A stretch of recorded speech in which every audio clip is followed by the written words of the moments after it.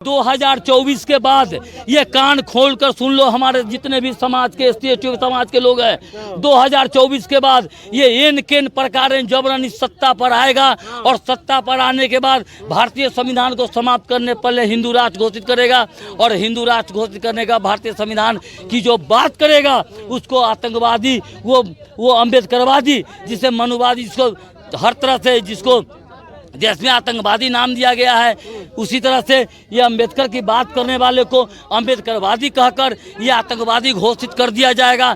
और वो 2024 के बाद जो अम्बेडकर की बात करेगा हो सकता है वह गोली भी मार सकता है। ऐसे के बाद मैं आपको कान खोल करके ये आप लोगों को बता देना चाहता हूँ कि भारत के इतिहास में जिस तरह से बाबा साहब भीमराव अम्बेडकर का नाम कोलंबिया यूनिवर्सिटी में अमर है, उसी तरह से दिल्ली विश्वविद्यालय ने बहुत बड़ा एक कारगर और एक बहुत बड़ा योग्य शिक्षक को दिल्ली विश्वविद्यालय ने खो दिया है। और दिल्ली विश्वविद्यालय में भारत के इतिहास में कभी भी ये प्रोफेसर लक्ष्मण यादव का नाम लिया जाएगा और दिल्ली विश्वविद्यालय में प्रोफेसर लक्ष्मण यादव हमेशा के लिए याद किए जाएंगे। चूँकि नमस्कार, मैं सुनील, आप देख रहे हैं बिहार दशक में। बिहार के हाजीपुर में हूँ और जिस तरह से दिल्ली यूनिवर्सिटी के प्रोफेसर हैं प्रोफेसर लक्ष्मण यादव जो फुले अम्बेडकर परिहार विचारधारा के लेकर पूरे भारत में बात करते थे, लेकिन जो दिल्ली यूनिवर्सिटी में प्रोफेसर थे उनको निकाल दिया। क्यों निकाला गया है इसी मुद्दे को लेकर आज हाजीपुर में आक्रोश मार्च निकाला गया है। आइए बात करते हैं। मूल निवासी की बात करेगा, जो मूल निवासी की बात करेगा, जो SC ST OBC का बात करेगा, SC ST OBC का अधिकार दो, वरना कुर्सी खाली करो। प्रोफेसर लक्ष्मण यादव का निकालना कितना जायज है? देखिए, कहीं नहीं, ये बिल्कुल के बिल्कुल नाजायज है। ये संविधान के खिलाफ, हमारे संविधान में जो अभिव्यक्ति की आज़ादी है, हमारी अभिव्यक्ति की आज़ादी को छीन लिया गया है। यानी हमारे भारतीय संविधान को पूर्ण रूपेण समाप्त कर दिया गया है। अब हमारे भी संविधान नहीं है, इसलिए संविधान से अलग हट करके और प्रोफेसर लक्ष्मण यादव के साथ इतना जो है निंदनीय कदम उठाया गया है। प्रोफेसर लक्ष्मण यादव 14 वर्षों से उस कॉलेज के अंदर थे और 14 वर्षों के अंदर किसी तरह का कोई शिकायत लक्ष्मण यादव के खिलाफ नहीं है। हर 4-4 महीने पर यह लगातार इंटरव्यू हुआ करता था। कहीं भी किसी भी इंटरव्यू में कहीं भी कोई ब्लेम उनके ऊपर नहीं है। और ये चूंकि उनकी गलती यही है कि भारत के SC ST OBC जो भारत का मूल निवासी है उसको इतिहास को बताने का काम लक्ष्मण यादव कर रहे थे। इस भारत में घूम घूम के और शिक्षण कार्य के अलावे सरकार का जो शिक्षण कार्य है उसमें कहीं से कोई बाधा नहीं आती थी। कॉलेज के अंदर कहीं भी सामाजिकता की बात नहीं होती थी, वह शिक्षा की बात होती थी। लेकिन एक्स्ट्रा समय में वो बहुजन समाज के लोग जो लक्ष्मण यादव हैं, भारतीय संवैधानिक अधिकार के तहत वो समाज को जगाने का काम कर रहे थे और SC ST OBC को भारतीय इतिहास के बारे में जानकारी दे रहे थे। और ये मनुवादियों को, RSS को बुरा लगा। वो लगा कि मेरा पोल खुल रहा है, अगर पोल खुल गया तो इस देश से ब्राह्मण को भागना पड़ेगा, इसलिए मनुवादियों ने RSS के तहत उनको हटा दिया।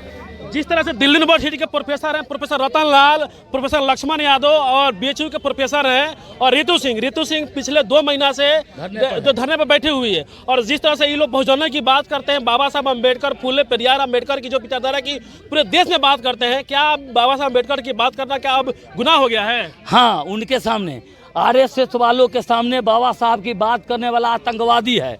और जल्द ये 2024 के बाद ये कान खोल कर सुन लो, हमारे जितने भी समाज के ST ST समाज के लोग हैं, 2024 के बाद ये इन किन प्रकार जबरन इस सत्ता पर आएगा और सत्ता पर आने के बाद भारतीय संविधान को समाप्त करने पहले हिंदू राष्ट्र घोषित करेगा और हिंदू राष्ट्र घोषित करने का भारतीय संविधान की जो बात करेगा उसको आतंकवादी, वो अम्बेडकरवादी, जिसे मनुवादी, जिसको हर तरह से जिसको देश में आतंकवादी नाम दिया गया है, उसी तरह से ये अम्बेडकर की बात करने वाले को अम्बेडकरवादी कहकर ये आतंकवादी घोषित कर दिया जाएगा। और वो 2024 के बाद जो अम्बेडकर की बात करेगा हो सकता है वह गोली भी मार सकता है।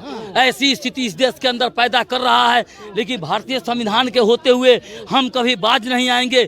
SC ST OBC जो 90% हम इस देश के मूल निवासी हैं वो हम जग चुके हैं। और प्रोफेसर लक्ष्मण यादव, रितु सिंह, रतन लाल, नेशनल दस्तक के जो शंभू सिंह हैं वो हैं, और उसके बाद नीरज पटेल हैं, आवाज़ इंडिया हैं। मैं बधाई देता हूं। मैं हमारे 150 जो बहुजन चैनल हैं, हमारे बहुजन चैनल को इस देश में ये एक जागरूकता पैदा कर रहे हैं। ये चैनल वाले के माध्यम से भारत में SC ST OBC में इतनी जागृति आ गई है कि आज हाजीपुर में हम आंदोलन कर रहे हैं। पूरे देश में प्रोफेसर लक्ष्मण यादव के लिए SC ST OBC समाज यह पूर्ण रूपेण खड़ा है। और एक बात मैं आपको कान खोल करके ये आप लोगों को बता देना चाहता हूं कि भारत के इतिहास में जिस तरह से बाबा साहब भीमराव अंबेडकर का नाम कोलंबिया यूनिवर्सिटी में अमर है, उसी तरह से दिल्ली विश्वविद्यालय ने बहुत बड़ा एक कारगर और एक बहुत बड़ा योग्य शिक्षक को दिल्ली विश्वविद्यालय ने खो दिया है। और दिल्ली विश्वविद्यालय में भारत के इतिहास में कभी भी ये प्रोफेसर लक्ष्मण यादव का नाम लिया जाएगा और दिल्ली विश्वविद्यालय में प्रोफेसर लक्ष्मण यादव हमेशा के लिए याद किए जाएंगे, क्योंकि उनकी जो कीर्ति रही है छात्रों के प्रति वो सबको सराहनीय है। इसलिए दिल्ली यूनिवर्सिटी के प्रोफेसर लक्ष्मण यादव हम संघर्ष करने से भी कभी पीछे नहीं हटेंगे। भविष्य में जो प्रोफेसर लक्ष्मण यादव अभी तो प्रोफेसर नहीं है, आने वाले क्या चुनाव में प्रोफेसर लक्ष्मण यादव चुनाव लड़ेंगे?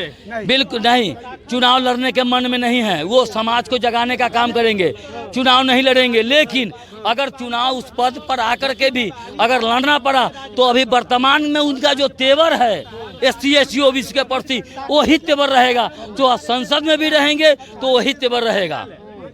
लेकिन तत्काल उनका ये किसी तरह का स्वीकृति नहीं मिली है। लेकिन तमाम SC ST OBC के जो बहुजन दल हैं वो उनको ऑफर कर रहे हैं, कोई राज्यसभा से भेजने के लिए, कोई कहीं पार्लियामेंट का टिकट देने के लिए, और बहुत जोरदार बहुमत से वो जीतेंगे। और जीत करके अगर उन्होंने स्वीकार कर लिया तो पार्लियामेंट में जो आवाज़ के लिए RSS के लोगों ने उनको कॉलेज से बाहर किया है, उनकी हिम्मत होगी तो देश के पार्लियामेंट से निकाल के देखेगा।